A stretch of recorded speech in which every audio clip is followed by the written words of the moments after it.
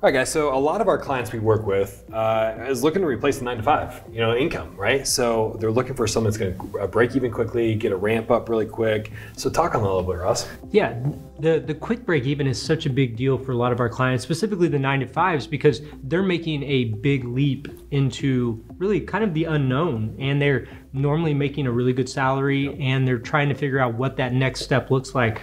And so when we talk about the quick break even, that's essential. Breaking cash flow even, and with a lot of our brands in the first 3 to 6 months, is a huge deal. And even with some of our brands, you're breaking even on your investment after the first year. Mm-hmm. So taking that, again, mitigating the risk of moving into something new and more challenging is a huge deal to our 9-to-5 clients. Yeah, there's no transitional point for them. They're typically going to get this thing, they're going to quit their job, they're going to start, they're going to hire their team, they're going to get going immediately. So they need that cash flow. They probably have some reserves, obviously, with liquidity requirements, but they got to go fast. So what sort of industries, Anthony, are like really good for this? Yeah, so it always goes back to service-based industries because of the simplicity, but also because a lot of those you can be at home. You can do it from home. You don't have to worry about the leasing, finding a brick and mortar, those kind of things, right? So that's really where it comes down to. Service-based brands you can do easily from home, follow a simple process again, because they're still, that transition period, they still are involved with their normal job, what they're currently doing. They can't go spend 40, 50 hours in something that's going to be more complex, right? Yep. So simple service brand,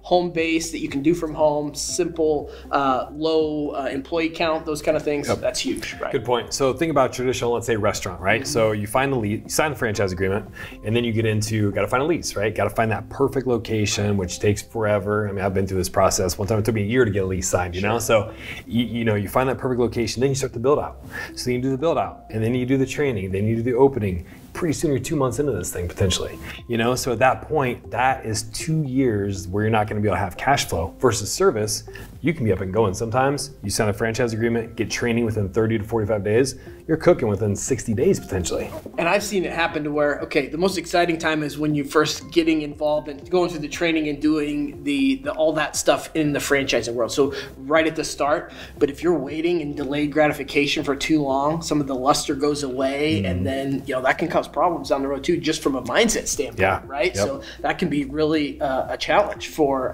getting people back into it, right? Yeah. Absolutely. And you also think about from a brick and mortar standpoint, we've had a lot of our clients with COVID and different things happening. That brick and mortar model is kind of gives them a little bit of anxiety around it. These home-based models, to your point, where you get them up and they're running quickly, they're breaking even quicker, you're able to scale at a much quicker in a much quicker time frame is such a big deal to our group. Yeah, good point. So like maybe you're break even, but then what's next for that second location, right? With service, you can scale quickly. So that's another good point to think about. So maybe identify, what is service brands? Like maybe let's talk real quick about that. Like what is a service versus a retail? Give some context around that. Right, so service, you're probably not going to have as much equipment, right? You don't need a ton of different things as far as bells and whistles and things like that. We talk about brick and mortar, but it's also going out to a community. It can be consumer or business to business, which is great, and people love that as well.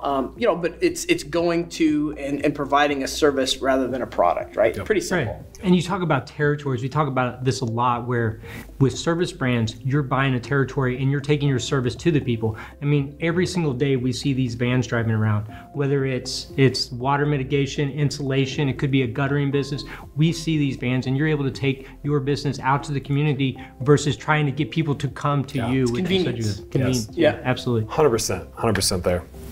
So we say, quick to break even, but let's talk about why that is. What is the reasoning why these service brands break even faster? Right, absolutely. It's low barrier of entry, right? Low initial investment. Everybody, absolutely. I'd much rather spend a little bit more on the front end and want to get my business up and running more quickly and scaling more quickly, so I can hopefully do more territories, have more of a footprint, right? Yep. So that's the biggest thing, for sure. Less overhead. I mean, it all kind of works together there, but that's all important to get going now, but also in the future allows you to scale faster, and then incrementally over time, it really adds up too. Right. Yeah, and it doesn't, from an economy standpoint, it doesn't matter as much, because now you're thinking about these needs versus wants types of brands that you're getting into, these home-based brands that a lot of them are recession-proof. Right. We hear that a lot. And so the sustainability of the brand, the ability to scale, plays such a big factor in that. So a big part of what we do here at Franchise Sidekick is limiting our clients' risk, right? So a big part of that is going to be that investment. What's the risk if something were to go bad? Because that's just as important as if it goes good. So, with these quick break-even brands, a lot of times there's no lease involved. Right. A lot of times, you're not taking out a huge loan. A lot of times you can invest at like $150,000, $200,000.